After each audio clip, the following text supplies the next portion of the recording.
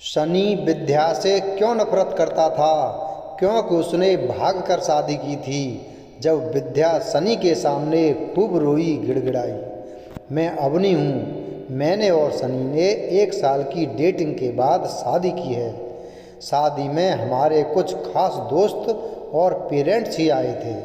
शनि ऐसा ही चाहते थे। वो चाहते थे कि शादी शॉर्ट और सिंपल ही रहे। हम लोग यहाँ बड़े शहर में काम करते हैं। शनि के माता पिता गांव में ही रहते हैं। शनि ज़्यादा गांव जाते नहीं।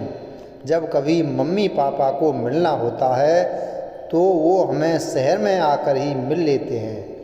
हमने एक छोटा सा घर भी यहाँ अभी लोन पर ले लिया है। शादी के चलते मैंने अभी नौकरी छोड़ रखी है। हमारा घर रोड के साइड में ही है। खिड़कियों से रोड दिखाई देती है। हमारे किचन की खिड़की से भी रोड दिखाई देती है। शनि का ऑफिस का टाइम सुबह 9 बजे का है। सुबह मैं शनि के लिए खाना बनाती हूँ। मेरी नज़र खिड़की के बाहर गई।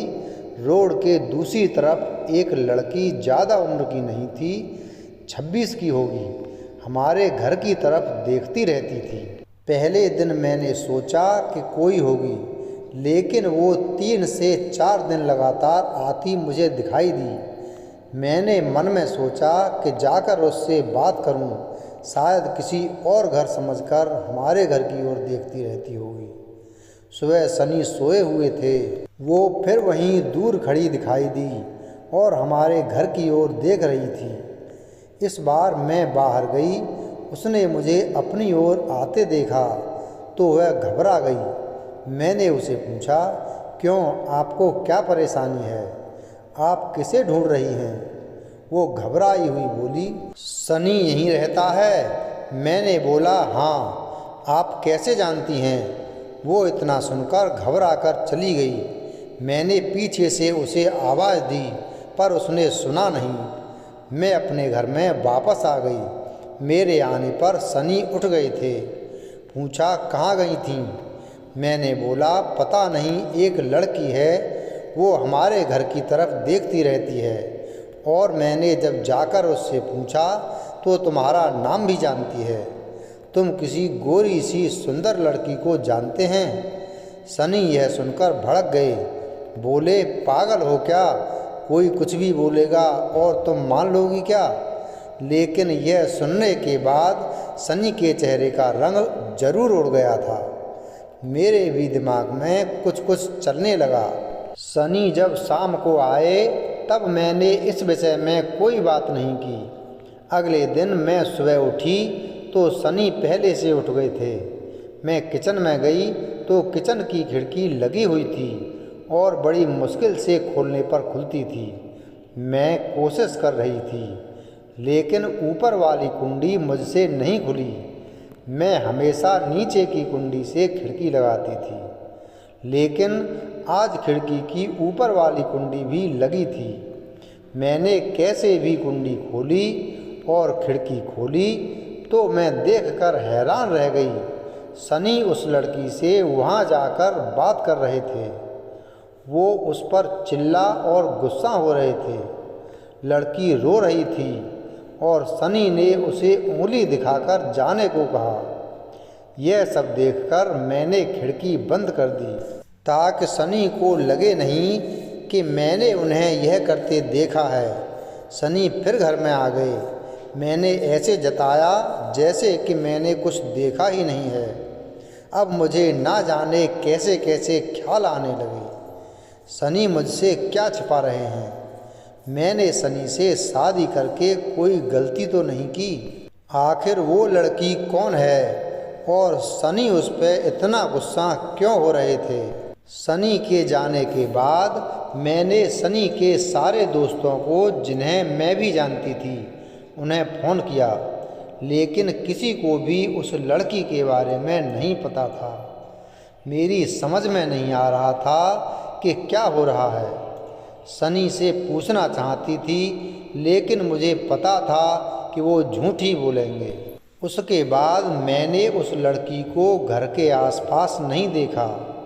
यह सब सोचते सोचते मेरी तबीयत बिगड़ने लगी। सनी मुझे बोलते थे कि क्या हुआ, अपना ख्याल रखो, डॉक्टर के पास जाओ, लेकिन अब मुझे उनकी बातें बिल्कुल अच्छी नहीं लग रही थीं। एक दिन जब मेरी हालत ज़्यादा खराब हुई तो मैं ऑटो लेकर पास के बड़े अस्पताल गई। डॉक्टर से अपनी दवाई लेने के बाद मैं अस्पताल के पार्क में बैठी थी। अस्पताल में मुझे वो लड़की फिर दिखाई दी। उसे देखते ही जैसे मेरी बीमारी पता नहीं कहाँ भाग गई। मैं उसके पास तेज चलकर गई और उसका हाथ पकड़ लिया और उसे बोला, तूने मेरी ज़िंदगी में उथल पुथल मचा दिया। बोल, उस दिन क्या बात कर रहे थे सनी तुझसे? क्या रिश्ता है तेरा मेरे पति से? फिर उसने मुझे जो बताया सुनकर मुझे लगा कि मेरा पति ऐसा है। उसने इतनी बड़ी बात मुझसे छिपाई। शाम को सनी घर आ गए, तब उस लड़की को अपने घर में देखकर चौंक गए। मैं भी उसके पास ही बैठी थी। सनी उसकी तरफ देखकर बोले कि अच्छा, तो तूने इसे सब बता दिया।